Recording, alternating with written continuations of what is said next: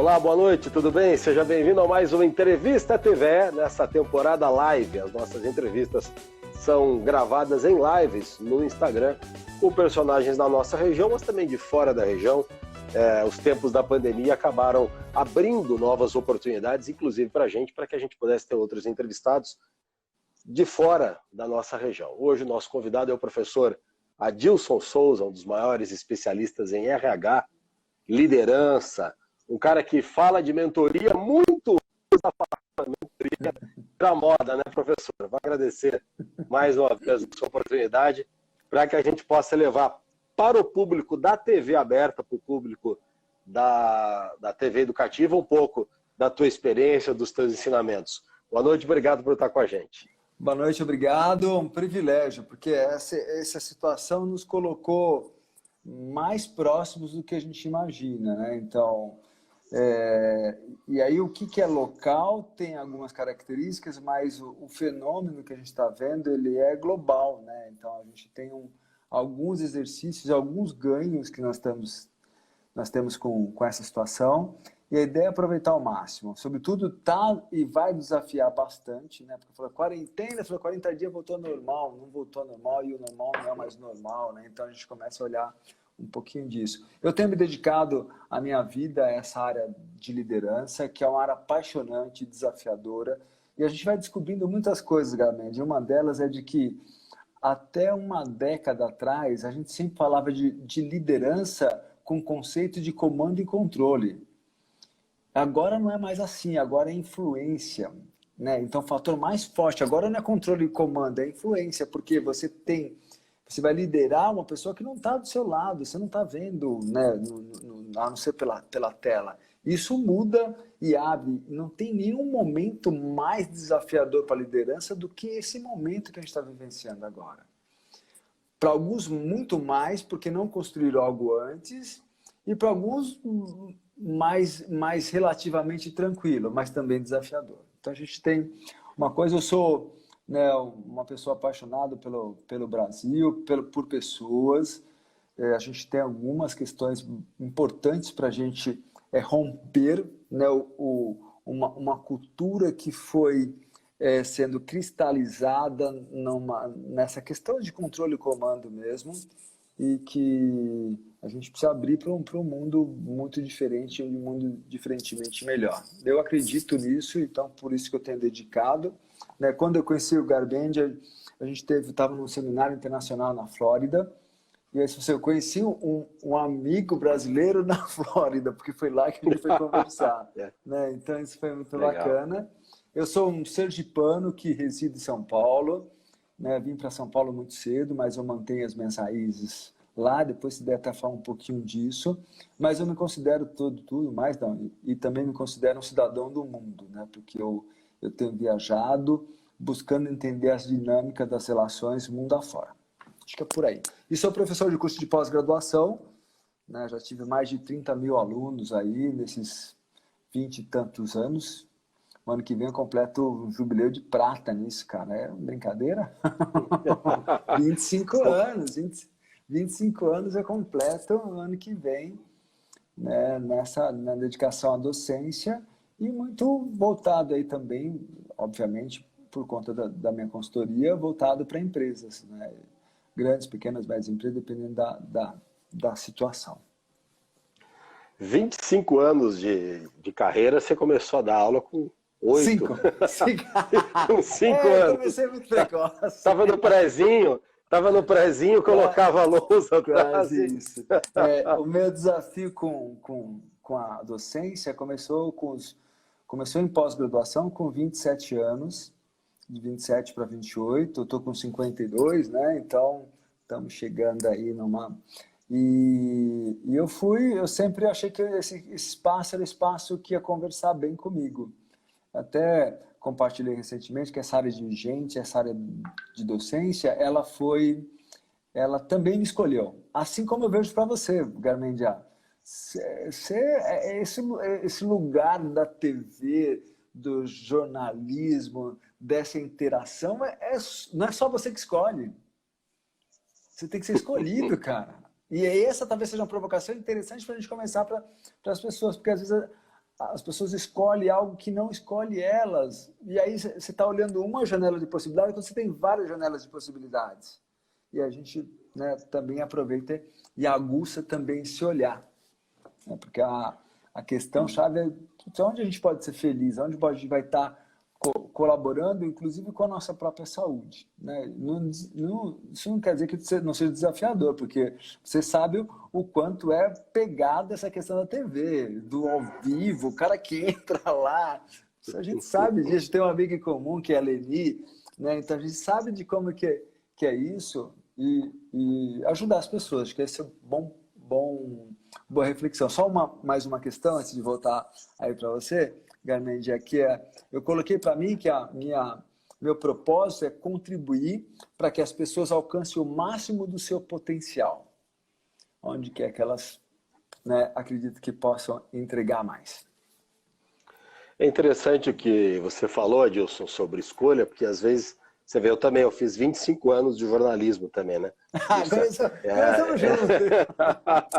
Eu ia postar esses dias, todo mundo postando 70 anos de televisão, aí foi tanta gente postando, eu falei, gente, o dia que eu morrer, sei lá, que alguém for escrever a história da televisão, me cita aí, né? Porque é interessante a gente falar de escolhas, porque às vezes quando as pessoas me perguntam, você sonhava em fazer isso? Não era exatamente, quando a gente olha para trás para a carreira da gente, e até em busca dessas orientações, que eu imaginei essa conversa com você, quando você começa o caminho, você não sabe muito bem para onde você está indo. Eu sou feliz em trabalhar com isso. Eu admiro determinados profissionais, mas se eu dissesse, eu vou trabalhar em televisão, não. Para mim, pelo menos, foi muito isso. Eu fui olhando o caminho, mas o caminho foi me chamando também. Uhum. E o que eu vejo é que se a gente tem, muitas vezes, não vou dizer que, sei lá, a palavra talvez não seja desespero, eu quero muito fazer alguma coisa, parece que você não consegue. Você tem que contar um pouco, não vou nem dizer com o acaso, Adilson, acho que é um pouco com a rotina do trabalho, né? Porque não é o acaso, né? As coisas não acontecem por acaso, mas a rotina, você vai trabalhando, você vai desenvolvendo aptidões, né? Você vai aprendendo a lidar com pessoas num determinado ramo. Eu estou falando de televisão, a gente pode falar de dar aula, pode falar de engenharia, enfim, de várias outras coisas, mas a gente precisa ter um pouco essa tranquilidade, principalmente no começo da carreira, né? O que eu percebo aí, a gente vai ouvindo, lendo, né? Se familiarizando com novos conceitos e tecnologias aí, e um deles faz muito sentido no que você está colocando, Garmendia, é que assim, você mira uma coisa, mas você não fica olhando o tempo todo ela. Porque se ficar olhando o tempo todo ela, isso vai te imobilizar, você não cria ação. Então você fala, você olha para a montanha, o topo da montanha, você fala, putz, quer chegar lá. Aí você fica olhando, cara, olhou, começa a trabalhar, começa a caminhar. Né? Não precisa ficar olhando o tempo todo para a montanha, porque putz, você não vai sair do lugar, porque você não vai ter uma ação. E acho que esse é o ponto. Né? As pessoas que vão realizando, elas olham e essa imagem mental está aqui dentro, eles vão trabalhando. Né? E não precisa ficar olhando para todo momento. Então até dizem que quando você observa uma situação, você para o movimento. É uma coisa, né, a live para outro momento e com área de conhecimento ainda que eu não tenho tanto, mas faz sentido. Então, você visualizou aquilo que você quer, começa, né, a trabalhar. Eu olhava para os meus professores e eu achava apaixonante aquela profissão, naquele trânsito, aquele domínio, naquele palco ali pequeno, naquela interação. E eu falei, puxa, bacana. Mas eu nem sabia, mal conseguia conversar com meu colega do lado. Então, e você olha, mas eu falo assim, olha, como que tem que fazer para chegar lá, né? Acho que tem esse ponto de construção e é o que você falou. Qual que é a ação que me leva para isso? Eu quero construir algo fabuloso, mas o que eu estou fazendo que me permite alcançar o que eu alcanço? Do outro lado, isso aí tem um detalhe interessante. Você deve conhecer, Garmendia, uma das entrevistas do Marcos Pontes, o ministro. Ele tem uma fala... Ministro, né? Hoje ministro, exatamente. E aí tem uma fala muito bacana. Depois dá uma bugada aí, fala a entrevista com o Marcos Pontes. E ele fala do sonho que ele tinha desde garoto em ser astronauta.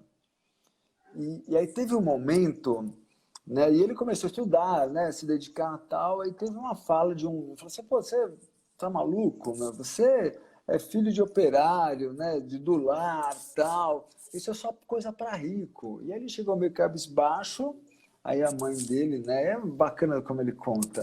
A mãe dele, o que aconteceu, né? Nada não. Nada não, o quê? Fala aí logo, né? E aí ele falou, aí ele falou o que aconteceu. Ela falou assim, olha, só tem uma pessoa que pode dizer se você pode ou não, né? As pessoas têm opiniões delas, de respeito às opiniões delas, mas que isso não limite o seu sonhar, o seu. Se você acredita que você pode, pode. Dedique-se ao máximo que você vai conseguir. Então é muito bacana e isso vale também a gente pensar, Garmendia, que eu sempre cuido muito do círculo que eu convivo. E eu faço sempre uma crítica a profissionais, a pessoas, né? Profissionais, pessoas, que têm pessoas que estão alimentando o lado ruim, aquela coisa, putz, o cara tá roubando o sonho do outro tá lá, tá sonhando, fala, isso é bobagem e tal. Se você não pode alimentar, também não mate o sonho do outro. Né? Quem não ajuda não atrapalha. Exatamente. E vai ter momentos da sua trajetória que você vai ter gente que você vai ter todo mundo dizendo não. Todo mundo dizendo não para você. E aí eu chamo esse momento de teste de convicção. Fala assim, cara, se mesmo as pessoas que você ama dissessem que isso não é para você, como que é? Você continuaria a acreditar nisso? É uma questão, porque é sua, o sonho é seu, o sonho não são das outras pessoas. E aí você vai ter que comprar isso, né? Pode comprar isso no sentido de que eu sei que isso pode ser possível e usar isso sempre a favor. Então acaba tendo essas questões. Hein? Edilson, eu vou fazer um pouco como é que era o programa Provocações, né? Eu vejo assim, você é um cara muito inquieto, né? E gosta de fomentar essa inquietude das pessoas. E aí, eu sei que eu também sou assim, não é uma crítica, mas eu estava lendo, principalmente depois da morte do Mamba, do Kobe Bryant. Do Kobe Bryant, a história da Mamba Mentality, né? E é legal porque assim, eu fui ler o que ele escreveu, as ideias dele, atrás de uma coisa e eu encontrei outra. Eu achei que ele ia falar essa história, que o cara tem que sair e tudo. E ele faz uma consideração interessante, e eu trago esse assunto aqui, porque quem nos assiste na TV aberta, nós temos muitos operários, muitas pessoas que assim, podem eventualmente, poxa, eu podia estar fazendo alguma coisa melhor, enfim, que tem uma inquietação que às vezes não vem delas, vem dos outros. E aí o seguinte, o que o Mamba dizia, eu achei fantástico, é que a história de você criticar a zona de conforto de alguém tá errada. Ele falou, por quê? Porque a minha zona de conforto é onde eu sou o melhor. Ele falou, nem todo mundo vai ser um dos 10 melhores jogadores de basquete de todos os tempos. E não tem problema nenhum com isso. Ele falou, de repente a sua zona de conforto é você ser um grande motorista de táxi, é você ser um grande operário. Ele falou, e não tem problema nenhum nisso. A sociedade hoje cria uma pressão como se todas as pessoas precisassem ficar famosas, fazer sucesso, né? Ele falou, olha, a Mamba Mentality, olha, fique na sua zona de conforto, mas faça o melhor na sua zona de conforto. Ele dava uma interpretação, né, interessante, porque da zona de conforto, o contrário. A zona de conforto não é onde eu não faço nada, não, é onde eu faço as coisas da melhor maneira, né? E para mim me deu um nó na cabeça, que eu achei que ele ia mandar todo mundo saindo. E ele fala, não, poxa, eu sou o Kobe, enfim, ele coloca isso, que muitas vezes cobram da gente atitudes que estão em outras pessoas, que é a maneira dessas outras pessoas serem, né? Tem uma questão, Garmendia, que eu sempre defendi ou sempre alimentei, que assim, eu chamo isso, eu não chamaria de zona de conforto, vou usar um outro conceito, porque eu não sei muito bem desse, mas eu vou falar da convergência que eu vejo com esse. eu chamaria zona de performance, né? Aonde você entrega o seu melhor. Eu vou usar exemplos, né, típicos, e um deles certamente você ouviu em algum momento, mas os nossos ouvintes talvez ainda não, que assim, tinha um funcionário da Disney que era extraordinária, né? A gente foi lá numa ocasião visitar, depois eu fui mais uma vez, e ela era tão extraordinária. Quem conta essa história é meu amigo Claudemir Oliveira. Não sei se você conhece, ele é um brasileiro alagoano que mora na Flórida. E aí eles queriam lá dar uma promoção, porque ela era extraordinária, 30%, e chamaram ela e falaram assim, olha, você é tão extraordinária, que a gente quer dar uma promoção para você. Você vai trabalhar naquela parte interna do parque, e lá tem ar-condicionado e tal, todo mundo sabe que Orlando é quente pra caramba. E aí você, né, tem lá 30% e você vai estar num ambiente mais confortável. Mais confortável. E ela abriu aquele sorrisão, né, falou assim, puxa, bacana, 30% eu quero sim. E aí se fechou e disse, mas eu não quero trabalhar lá. Como assim você não quer trabalhar lá? Porque eu coloquei para mim que o primeiro sorriso do visitante na Disney é por minha conta. Ela fazia, qual era o trabalho dela? Ela fazia o contato com as mulheres para checar nas bolsas se tinha algum objeto que oferecesse risco para ela e para os outros visitantes. Eu falei assim, por que você vai tirar ela de lá, cara? Isso é verdade. Ela colocou que propósito, né? Aquele momento com abordagem, que é uma abordagem de alguma forma invasiva, e ela quer tirar um sorriso daquele momento, naquele contato. Então, jogar ela para o outro momento, ali é a zona de conforto dela, porque ela sabe, olhando para esse conceito, ela é a zona de conforto. Ali ela faz, mas também é a zona de performance, porque você sabe que está ali. E aí, isso me faz olhar também, Carmen, que tem muita... As empresas, as lideranças ainda insistem em falar assim, olha, esse cara não é bom em tal coisa. Aí você fica lá gastando horas e horas para que ele seja um medíocre, uma média naquilo, e fala assim, não, esse cara é bom nisso, dá gás para ele aqui. E depois vê o significado para aquilo ainda que ele ainda não é bom. Então você tem todo esse olhar, né, de que os líderes vão alavancar o potencial das pessoas a partir do que elas têm e não do que elas não têm. Até para alcançar o que você não tem, você tem que usar o que você tem. É simples assim. Então, acho que tem... E o do Kobe, eu não acompanhei muito a história do Kobe Bryant, mas acompanhei a do Jordan, né, que é outra ícone aí. E, assim, esses caras se permitiram arriscar e errar. Porque nós somos seres falíveis. E eles procuraram ser felizes naquilo que eles acreditavam ser o melhor. Tem uma passagem que é muito bacana do Jordan.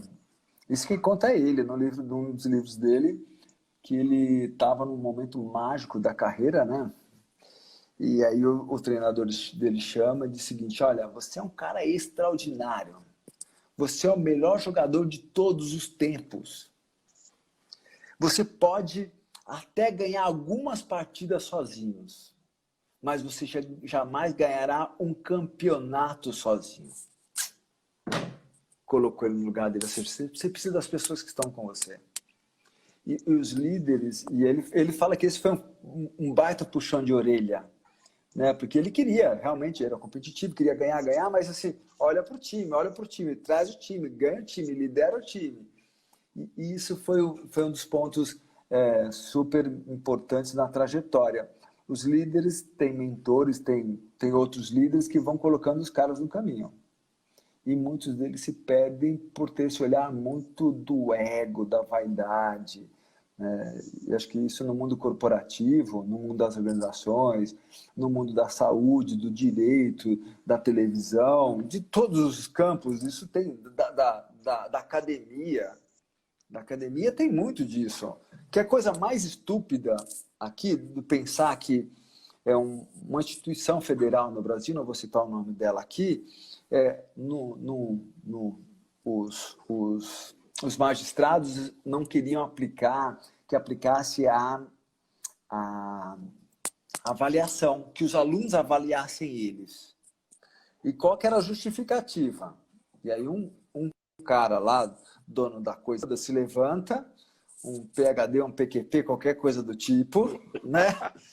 E fala assim, como que eu posso ser avaliado por um aluno? Olha a etimologia da palavra. Luno, que significa luz. É a negação de luz. Como eu só posso ser avaliado por um ser sem luz? Você não pode isso.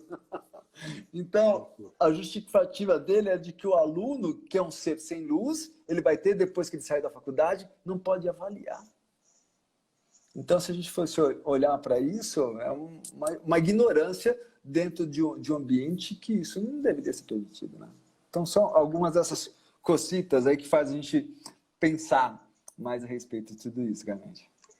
Você sabe que, assim, no esporte a gente chama de resenha, né? Eu vou pegar uma outra resenha, mas para colocar uma história de esporte para falar de liderança. O Mazinho, original do futebol brasileiro, ele é de Mococa, tio do Clebão, que foi zagueiro do Palmeiras, e ele passou aqui por São Carlos e ele chegou no Santos do Pelé, no final do Santos do Pelé. Chegou, acho que 70, 71, e o Mazinho falando, ele era atacante, foi contratado pelo Santos, aí chegou no mítico vestiário do Santos, a maior equipe de todos os tempos, né? Ele disse que sentou no vestiário e o Pelé sentou do lado dele.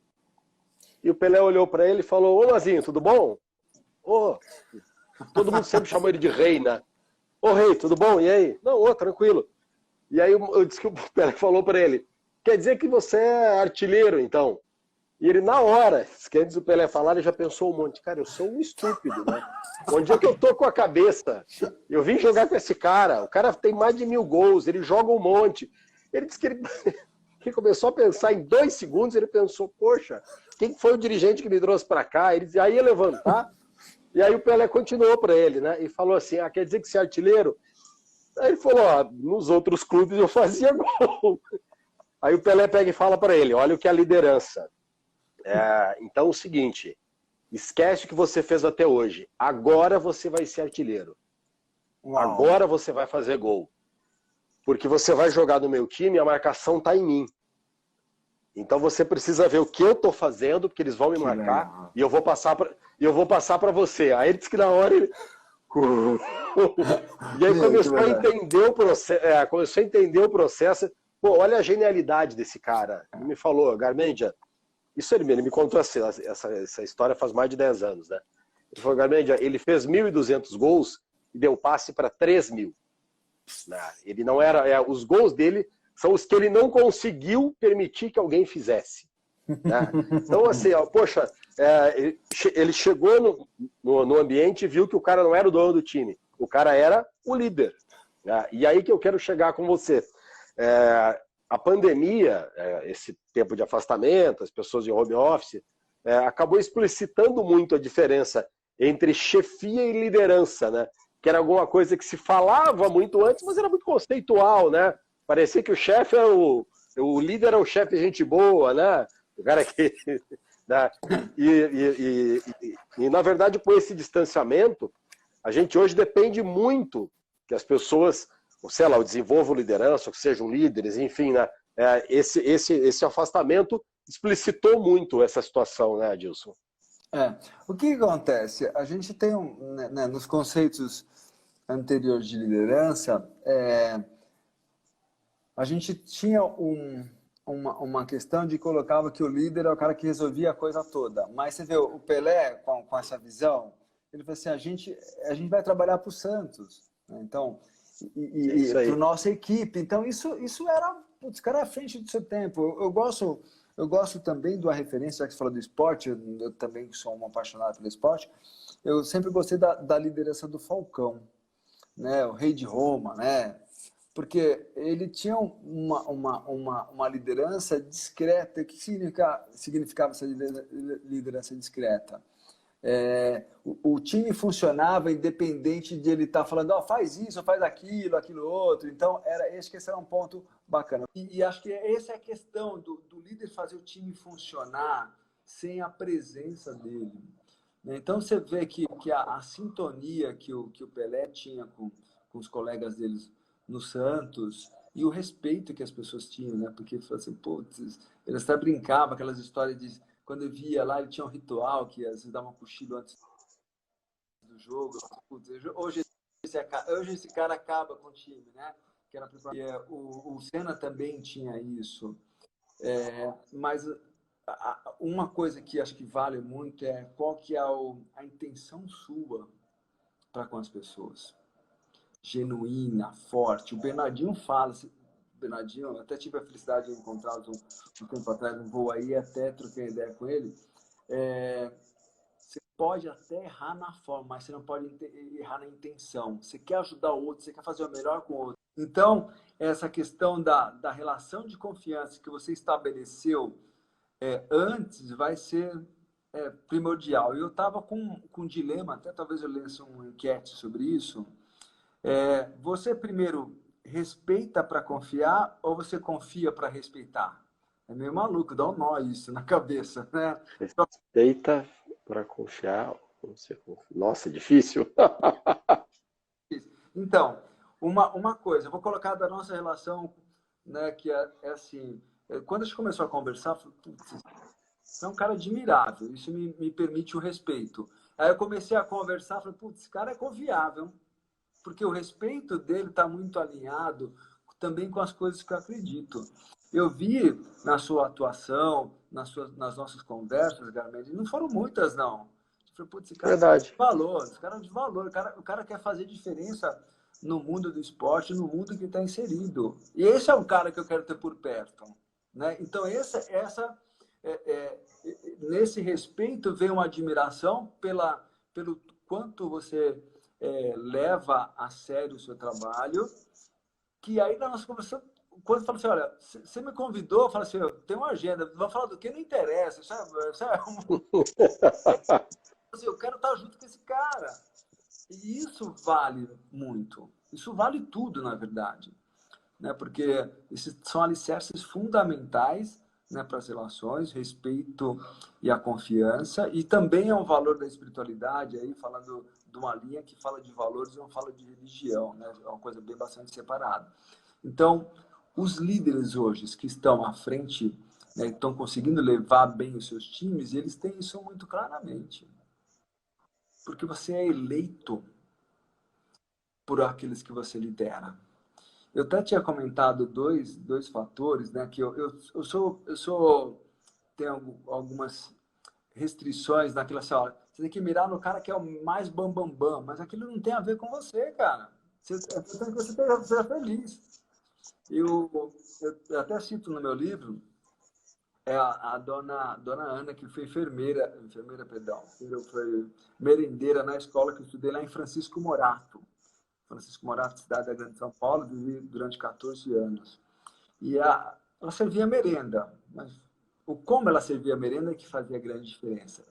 A fila dela sempre era maior, né, pelo estado de espírito, né, o humor, a alegria, e a gente era impactado toda vez que a gente recebia lá, né, a nossa cumbuquinha lá com merenda, porque ela entregava para a gente, olhava para a gente, e às vezes colocava alguma palavra, a gente agradecia, tal. Puxa, dona Ana, e aí o que mais triste disso, isso me trouxe uma questão, eu falei assim, preciso dizer isso para a dona Ana, depois de tantos anos, já aposentada.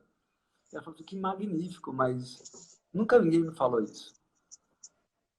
Milhares de pessoas passaram pela dona Ana. E quantos de nós não estamos oferecendo ou valorizando esses trabalhos dos bastidores?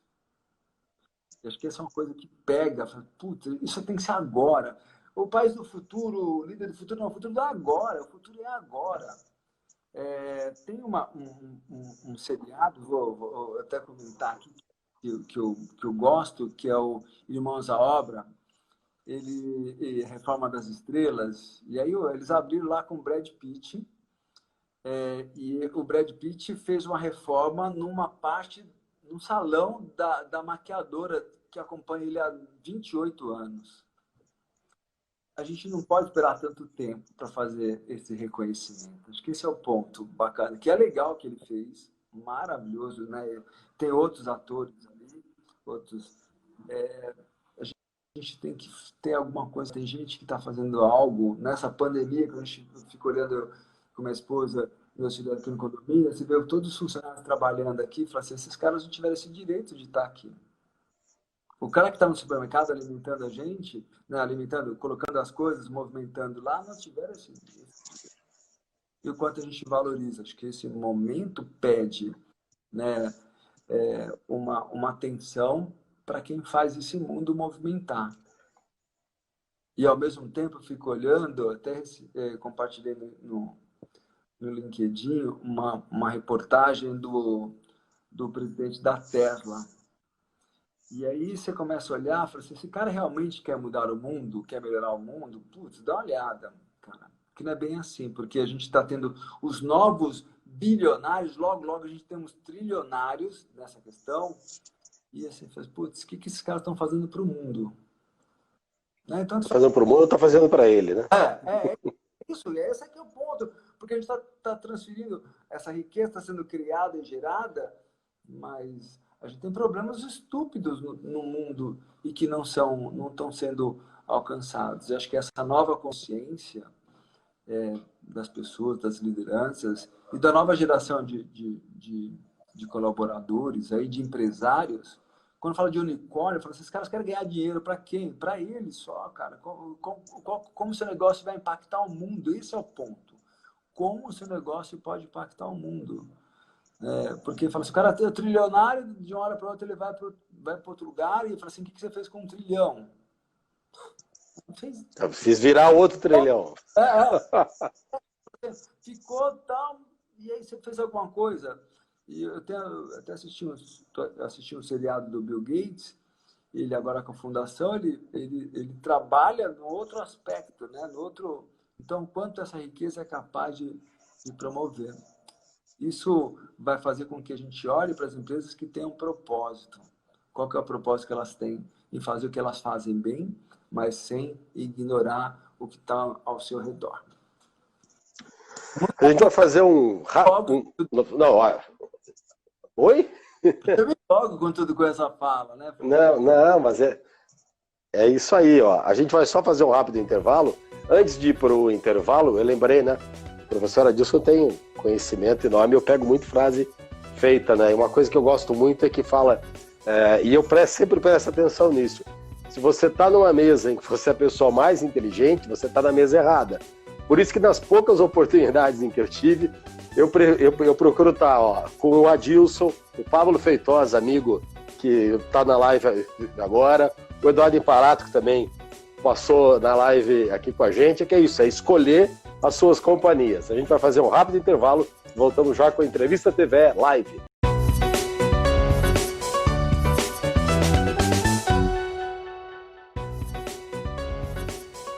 De volta com o Entrevista TV.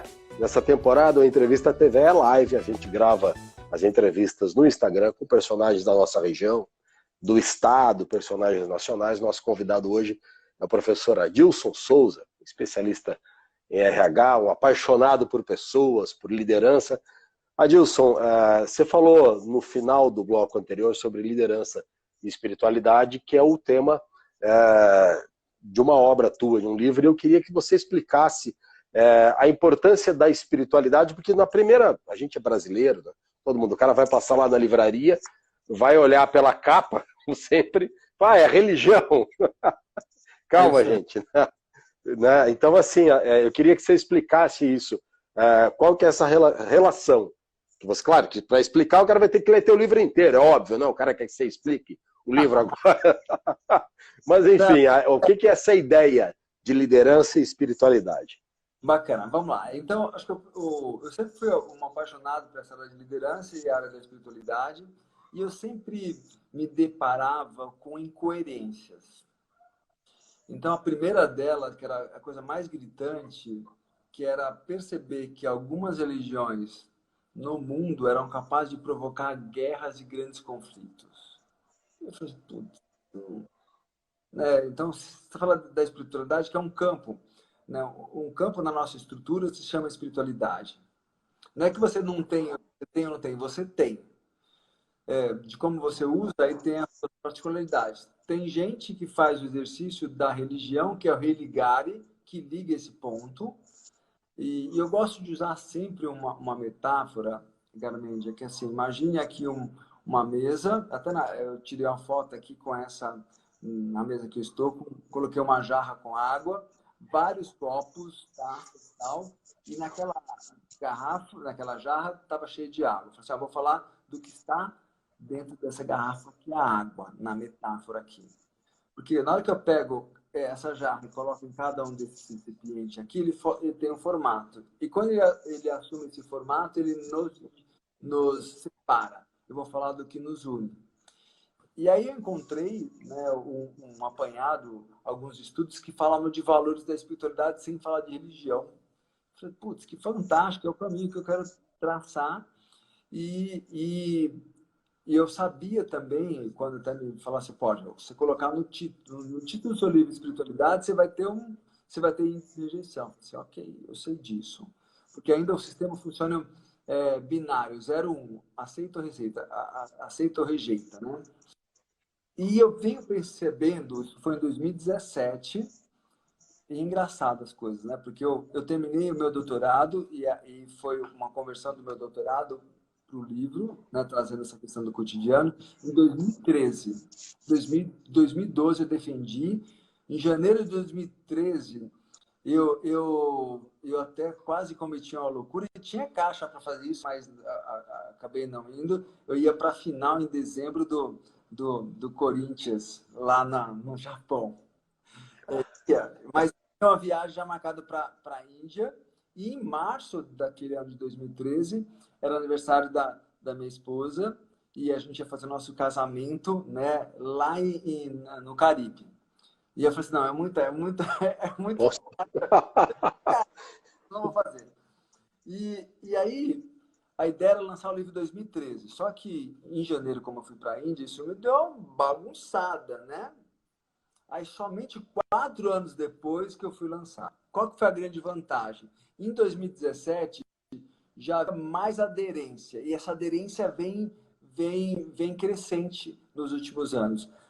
Inclusive, já fui chamado por empresa, né, porque o subtítulo do meu livro é Humanizando as Relações Profissionais. Eu falo de como esses valores humanizam. Uma empresa me procurou, porque aí localizou, né, o meu livro, né, um TED, uma palestra na CBN e tal. Ele falou assim, olha, a gente quer que você faça um trabalho com o nosso time. É um time comercial de todo o Brasil. Eu posso até aqui citar a empresa, que é a Momenta Pharma.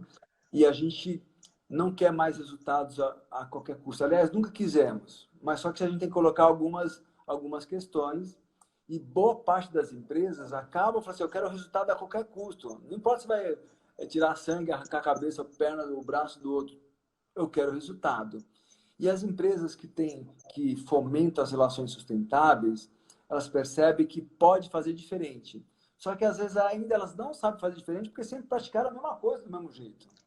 E a ideia é levar essa visão com alguns exemplos, coisas que eu acabo trazendo também no livro, exemplos da minha convivência, de pessoas que eu convivi, de que pode fazer diferente. Só que você tem que ter atenção para fazer diferente. Você precisa querer fazer diferente.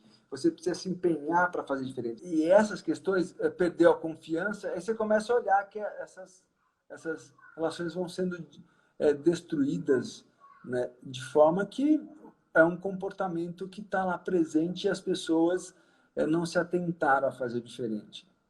E os líderes dos novos tempos não podem se dar esse luxo, porque tem a questão de construção de legado, Garmendia, e essa construção de legado é o que vai fazer as pessoas diferente. Na área da comunicação mesmo, eu gosto de citar um livro, porque traz o propósito e aquilo que de fato você acredita. Tem um filme do The Post, que conta a história do jornal The Washington Post.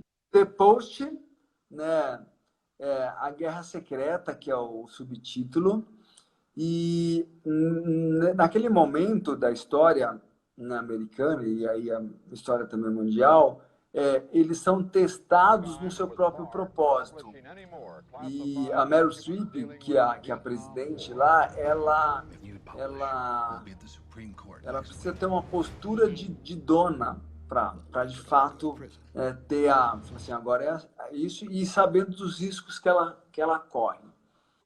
E boa parte do que a gente mais contrapõe isso é a questão do poder econômico, né, Garmendi? A gente sabe disso. Eu percebo que como que os, os jogadores, os atletas, podem influenciar mais.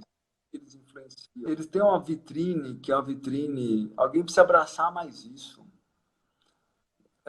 E eles estão muito dedicados ao treino, e obviamente tem que ter isso, mas o quanto eles abraçam isso de forma genuína mesmo. Então, quando fala de valores na espiritualidade, assim, esse é um valor mesmo. Então, eu chamo isso de teste de convicção. Nós somos testados nas nossas convicções, por algum, e a boa parte disso é com assédios monetários, econômicos. Então, de como a única moeda no mundo de valor fosse, né, o cifrão. E não é. Para parte das pessoas não é. Acho que para essa nova geração não é. E essa pandemia está trazendo um desconforto que é bacana para a gente, galera.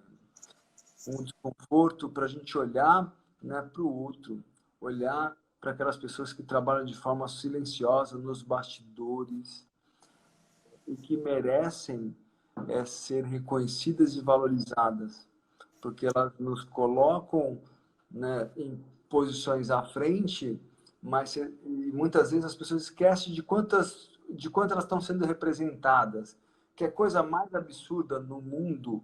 A gente vê em alguns países, em algumas empresas, de que o presidente ou de um país ou de uma empresa se acha maior do que o que ele representa. E ele não é maior. E aí eu vou usar um exemplo de um presidente que nos deixou há pouco, que é o Mandela, né, do propósito que esse cara tinha de fazer o que ele fez, né, e a ideia de como que isso é continuado depois dele. E acho que esse alimento é fundamental, né, das pessoas se colocarem no lugar de não como maiores, mas que podem fazer a diferença e trazer as pessoas para fazerem a diferença e ter um olhar além delas. Não é assim, quando só o ego é alimentado, putz, esquece. Então você começa a olhar de como as pessoas vão gerando mais essa conexão, mais valor. Por isso que eu, no início da live, eu comentei que até recentemente a gente tinha os conceitos de liderança de comando e controle. Dou a ordem, o outro obedece. É isso mesmo, é comando e controle. Agora não, você tem que influenciar. Eu até por conta da pandemia, acho que realmente talvez os horários não coincidiam, mas eu fiz uma volta ao mundo sem sair daqui do meu apartamento. E aí passei por 28 países em 25 dias. Começamos nos Estados Unidos, terminamos na China. Passamos por Suécia, Finlândia, Polônia, Moçambique, Itália, França, Portugal e vários outros países aí, Mongólia, isso por as conexões que eu tenho. E que foi legal, e aí tem um comportamento do líder na Suécia, que ele tem pré-concebido que, se você faz parte do meu time, Garmendia, não é porque eu sou seu chefe que eu tenho que mandar, você tem que obedecer. Eu tenho que te conquistar para você fazer o que tem que ser feito. Então muda isso, muda. O exercício da liderança, de construir relações sustentáveis, passa por isso. Eu faço sempre a pergunta inquietante. Falo assim, se hoje a empresa determinasse que os seus colaboradores te contrataria, será que você estaria onde você está? O cara tem que ser muito empoderado, você estaria mesmo, porque ele construiu uma relação de respeito, de confiança, de transparência e um monte de coisa. E acho que esse é um exercício do influenciar, que é o todo dia. o ganhar todo dia. E ganhar todo dia não é para você criar a imagem de super-herói ou super-heroína, não. É que você é ser humano, você é falível, líder. E você também tem que demonstrar isso para o time. Como você quer que as pessoas reconheçam que elas falharam se você não é capaz de reconhecer isso? E você sabe que você já falhou em algum momento da sua vida. Então, você começa a ter várias questões. Uma das coisas mais incoerentes que eu percebo, e eu faço sempre essa provocação, eu vim de empresa durante muito tempo, né, estou há 22 anos nessa área de consultoria, trabalhando para as empresas, e falo assim, nós vamos fazer um, um, um refeitório lá na empresa, para a gente estar junto. Aí você chega lá, o pessoal do escritório está almoçando do lado, o pessoal tá almoçando. Não adianta, cara. Ou essas barreiras têm que ter se quebrado de outra forma. Então, assim, você conhece o pessoal lá da operação, tá? Hoje você vai sentar na mesa, você pode sentar, você pode fazer isso. Então, não adianta derrubar os muros externos se os muros internos continuam da mesma forma. E quer uma coisa mais injusta, essa provocação, e o líder ele é injusto com seu time quando ele não é transparente, quando ele não deixa claro o que ele espera do outro. Eu tenho uma fala que, assim, nenhuma promoção ou demissão deveria ser surpresa, a não ser se fosse um caso inédito. Mas o cara chega assim e fala assim, olha, carta de demissão aqui, como que eu quero demissão? Você nunca me falou como que eu estava ainda, agora você está me demitindo? Ah, não pode ser surpresa. Isso mostra uma relação frágil, não sustentável. Mas no exemplo de justiça, eu faço um comentário muito com a área pública, especialmente com a área pública. E aí entram os profissionais da área pública, tá? Todos eles, ou boa parte deles. E fala o seguinte, eu sou um executivo ou um político de uma região do Brasil e eu me gabo no meu discurso e falo assim, eu tenho a melhor escola, a melhor saúde. Aí você faz a seguinte pergunta para ele, seus filhos estudam lá? Não. Não tem a melhor escola pública. E aí, quando você tem dor de barriga, você vai para onde? Eu vou para o Einstein, para o Sírio. Você não Não é a construiu, melhor saúde. cara. Então, a ponto de que eu preciso construir algo que eu possa ter usufruto. Eu vou trazer uma coisa muito particular aqui, que tem muito a ver com os professores. Eu tenho vários amigos, 2 irmãos, inclusive, que estudam na escola pública. E eu vejo muitos desses colegas, desses profissionais, trabalhando absurdamente para ganhar mais para colocar na escola pública, na escola privada. Eles não estão na escola pública. Então, quando que vai ser melhorar a escola pública? Se os melhores professores estão colocando seus filhos na escola pública, eles não vão melhorar. E aí, o conceito disso também está de envolvimento dos pais, tem um monte de coisa. É complexo isso, obviamente. Mas eu só posso me orgulhar, né, da justiça quando ela vai além do que a justiça diz lá. Fala assim, olha, o cara trabalha 30 anos para você. E aí eu vou pagar tudo que é de direito. É o justo da lei. Mas você sabe que esse cara se dedicou e você pode ir além. Tem muita gente disso. Essa questão do programa que eu comentei, o Irmãos à Obra, a Reforma das Estrelas, tem a ver com isso. Esquece o que é padrão, né? O padrão do justo, da justiça, das leis. É o que é justo com o seu coração, com a sua essência. O que você pode fazer para o outro. Mas a lei não é que esquece a lei. Isso você vai ter que cumprir. Tem uma fala muito empoderada dessa questão da justiça, do valor justiça, algo pode não ser justo porque é lei, mas será lei quando for justo. Vou repetir. Algo pode não ser justo porque é lei, mas será lei quando for justo. Então, Perfeito. o que é justo faz, cara. Então, esse é um ponto bacana da gente repensar esse mundo, né, da pandemia, do que tudo a gente está passando, né, Média? Porque a gente está reconectando a valores. Valores que são importantes, primordiais, para a gente seguir melhor essa situação que a gente está vivenciando. E depende de nós, porque nós estamos sendo pressionados, e aqui, né, com o que veio agora, pode vir daqui a pouco alguma coisa melhor ou pior do que isso, mas então o que você, em essência, está fazendo? E aí vale aquela questão que você trouxe, que é pensar o seguinte: o que as pessoas querem hoje? Elas querem estar felizes fazendo o que elas fazem. Esse é o ponto. Esse é o ponto, Garmendia. As pessoas podem e merecem estar felizes com aquilo que elas... Não tem a ver com dinheiro, necessariamente. E acho que esse é um ponto maior. E a conversa do livro, inclusive no dia 30, estou fazendo uma live que fala de liderança, contribuição da liderança para a saúde mental. O que você sabe, o que você conhece do seu liderado, o que ele está passando, como você conhece a história dessas pessoas. Acho que isso muda. É esse olhar mais espiritualizado, que é humano, né? Os valores humanizam as relações, de você ajudar as pessoas a alcançarem o seu melhor e até direcioná-las. Porque você fala assim: o cara está adoecendo aqui, eu tenho que mandar esse cara embora. Tem que conversar com ele, porque estou vendo que não é que esse ambiente não está sendo bom para ele. Então, esse nível de transparência, ele vai fazer sempre bastante diferença.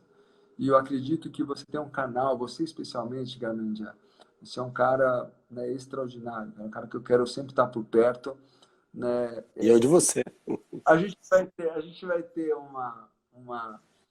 essa companhia, porque mesmo que a gente seja o menos inteligente na turma, nós temos contribuição, cara. E isso é que vale. Então, e aí quando você começa a perceber essa troca, essa colaboração, que vai fazer muita diferença. Eu tenho certeza que a gente tem coisas bacanas para a gente seguir em frente aí. E parabéns aí pelo programa, por estar reunindo aí. Fico extremamente grato. Então, que você continue com esse programa fantástico aí. Né? Continuo sendo admirador. Quero logo aí estar com você para a gente bater um papo a vivo e a cores. Você sabe que aqui na minha casa você tá as portas abertas aqui. Se você gostar de churrasco, eu faço um churrasco. Se você não gostar de churrasco, eu faço um bacalhau. Aí ontem eu fiz um. Ou churrasco aqui na churrasqueira, eu coloco umas abobrinhas lá, se for o caso, os berinjela, e a gente... Esse é o ponto. Legal, Adilson. Cara, que satisfação, sabe, Gui? A gente tem esse carinho, essa admiração recíproca. Queria que você deixasse para quem está principalmente assistindo na televisão os endereços. Quem quiser conhecer melhor o teu trabalho, site, redes sociais, como é que as pessoas fazem para conhecer melhor o trabalho do Adilson? Conhecer como eu acho que eu conheço. Bacana. Eu vou passar aí, passo para você, passo via Zap, né? Isso. E aí eu tenho um site, tenho um blog, tenho um canal. Eu estou aprendendo com toda essa tecnologia aqui e cada vez descobrindo mais coisas. Mas eu sempre acredito, isso tem uma fala de um amigo, Garmendia, Shinoda. Ele fala assim: se você não puder comer uma coisa muito boa, saborear uma coisa muito boa, saboreie meia coisa muito boa, mas saboreie a coisa boa. Gente, vou agradecer então o professor Adilson, nosso convidado hoje. Tivemos alguns problemas para quem está na live. Na televisão depois a gente sincroniza, quem está assistindo na televisão acabou vendo o programa quase sem cortes. Quem quiser acompanhar esse ou outros nossos programas, pode ir lá no nosso Facebook, facebook.com/São Carlos TVE, ou então nas redes sociais do professor Adilson, para conhecer melhor o trabalho dele. Você está vendo aí no seu vídeo e viu durante também o nosso programa. Um grande abraço e até a próxima.